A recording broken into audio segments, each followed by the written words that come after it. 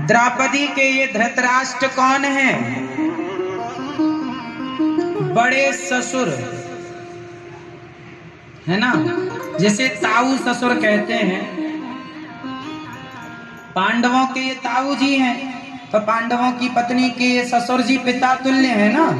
ताऊ जी मतलब बड़े पिता, चाचा मतलब छोटे ससुर, तो ये बड़े ससुर हैं। तो सोचिए कि धृतराष्ट्र राजा बने बैठे हैं और उन्हीं की सभा में उन्हीं के बेटे उन्हीं की बहू के कपड़े उतार रहे हैं। ऐसा न्याय था धृतराष्ट्र का।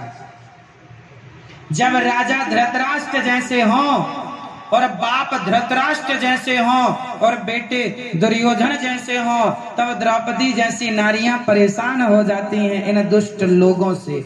इसलिए भगवान को आना पड़ता है और इन दुष्टों का समूल नाश करना पड़ता है।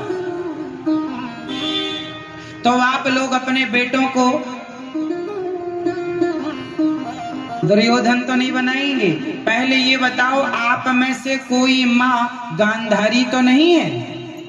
जो माँ अपने बच्चों की गलतियां देखकर उस गलती को नजरअंदाज कर दे, वो माँ गांधारी। बच्चे की गलती देखकर भी आंखों में पट्टी बंधी है, वो माँ गांधारी है। और जो बाप अपने बेटों की गलतियां देखकर भी ना देखना चाहे, यदि धृतराष्ट्र ने कह दिया होता कि दुर्योधन क्या कर रहे हो, बहू के कपड़े क्यों उतार रहे हो, दंड दे दिया होता, एक थप्पड़ मार दिया होता, तो शायद महाभारत रुक जाता। लेकिन जब बाप धृतराष्ट्र जैसा हो और माँ गांधारी जैसी, तब दुर्योधन जैसे बच्चे तो मनमानी करते ही हैं। इसलिए भगवान से ये प्रार्थना करो कि किसी का बाप धृतराष्ट्र जैसा ना हो, किसी का बाप कैसा ना हो। आपके पिताजी धृतराष्ट्र जैसे तो नहीं हैं? क्यों भैया जी? मोबाइल ना चलाओ साहब, रख दो मोबाइल। जितनी देर बैठो कथा में मन लगाओ। मोबाइल तो घर पे ही चलाना है, खूब चलाओ मोबाइल, पर कथा के समय कथा। अच्छा, आपके पिताजी धृतराष्ट्र जैसे तो नहीं हैं? हाँ या ना मत कर दो जोर से। मैया सुन लो मेरी माँ, कितना पंचायत करती हो, थोड़ा ध्यान दो। अच्छा ये बताओ कि आपकी माँ गांधारी तो नहीं है? जब दुर्योधन भरी सभा में द्रौपदी के कपड़े उतार रहा था, तब उसे डांटना चाहिए था उनके माँ बाप को। नहीं डांटा। बच्चे गलती करें डांटा करो, नहीं तो आज छोटी गलती करेंगे, कल बड़ी गलती करेंगे, क्योंकि आपने रोका नहीं।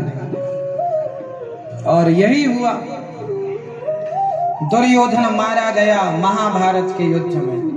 अच्छा बताइए, महाभारत का युद्ध जो था वो धर्म का युद्ध था कि अधर्म का युद्ध था? उस युद्ध में धर्म था कि अधर्म था? बोलो जोर से। धर्म भी था और अधर्म भी था। चलो बताइए, महाभारत के युद्ध में अधर्म की शुरुआत किसने की? पांडवों ने या कौरवों ने? किसने? कौरवों ने। कहां से अधर्म की शुरुआत हुई? अभिमन्यु की मृत्यु से अधर्म चालू हो गया। महाभारत युद्ध का एक नियम था कि एक योद्धा से एक ही योद्धा युद्ध करेगा। यदि योद्धा के हाथ में अस्त्र शस्त्र नहीं है तो उस पर कोई वार नहीं करेगा। यदि योद्धा रथ से नीचे है उस पर कोई प्रहार नहीं करेगा। ऐसे नियम भीष्म पितामह ने बनाए थे। लेकिन जब अभिमन्यु चक्रव्यूह में जब अंदर चले गए तो एक अभिमन्यु से 7 महारथियों ने युद्ध किया एक साथ। ये बिल्कुल गलत था। वो निहत्थे थे। उस निहत्थे अभिमन्यु पर सबने वार किया। जब अधर्म कौरवों ने किया इसलिए फिर पांडवों ने भी, भगवान ने कहा अर्जुन जब इन्होंने शुरुआत कर दी है तो अधर्मियों को अधर्म से मार देना ही धर्म है। जो तुमने धर्म की आन नहीं रखी तो हमसे धर्म की उम्मीद ना करना। इसलिए पितामह भीष्म को मारा गया अधर्म से, शिखंडी को सामने खड़ा कर दिया गया। क्यों? क्योंकि इन अधर्म हुआ है इनके पक्ष में। शिखंडी एक स्त्री है और भीष्म पितामह स्त्री पर बाण नहीं चलाते, इसलिए अर्जुन ने बाण चलाया। गुरु द्रोणाचार्य ने अधर्म किया अभिमन्यु के केस में, वो ही व्यूह की रचना किए थे। एक निहत्थे पर बाण चलाना गलत था, फिर भी चलाया, इसलिए गुरु द्रोणाचार्य का धृष्टद्युम्न ने सिर काट लिया। अश्वत्थामा मर गया, ये झूठी खबर फैला दी गई और वो मारे गए। दानवीर कर्ण का पहिया जमीन पर धंस गया और वो पहिया उठाने के लिए, रथ उठाने के लिए जब उतरे तो अर्जुन से भगवान ने कहा मारो इसे।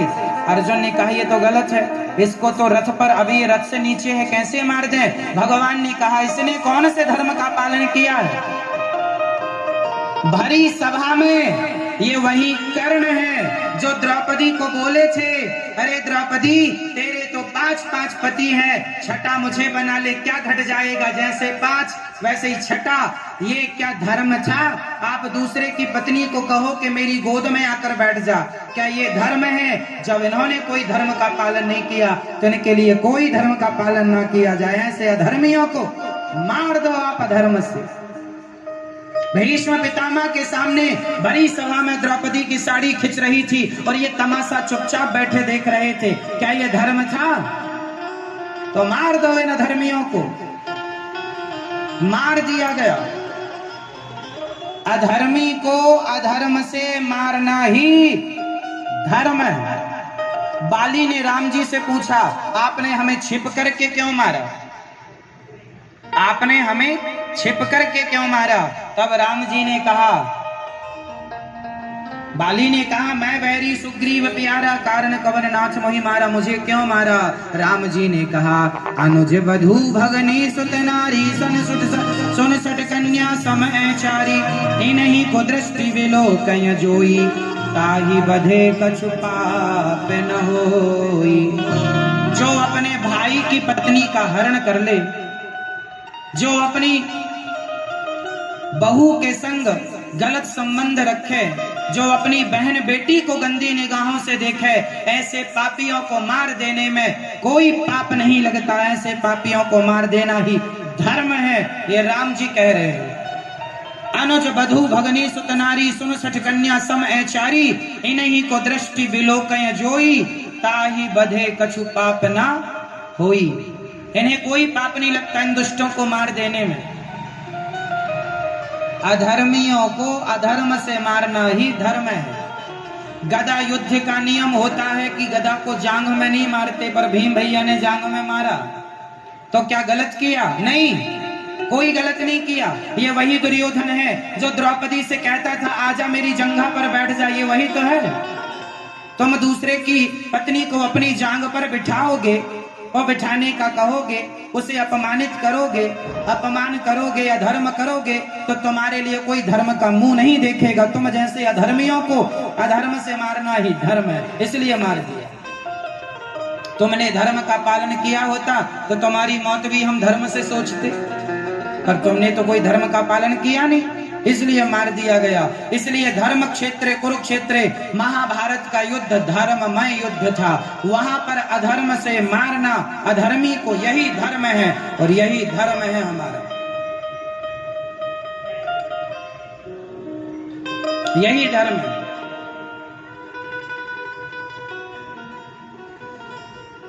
अब जैसे पृथ्वीराज चौहान ने मोहम्मद गौरी को 16 बार पराजित किया, 17वीं बार उसने जयचंद से दोस्ती करके पकड़ लिया और ले जाके अपने देश में कारागार में बंद कर दिया, आंखें फोड़ दी। लेकिन एक मौका मिला जब पृथ्वीराज चौहान को धनुष बाण उठाने का, कहा कि शब्द भेदी बाण जानता हूं, जहां बोलोगे वहां मारूंगा। हमारे युद्ध का नियम होता है कि बिना योद्धा को सावधान किए आप बाण नहीं चला सकते। सावधान फिर बाण चलाएंगे, वो असावधान है और आपने बाण चला दिया तो अधर्म है। बाण चलाना है।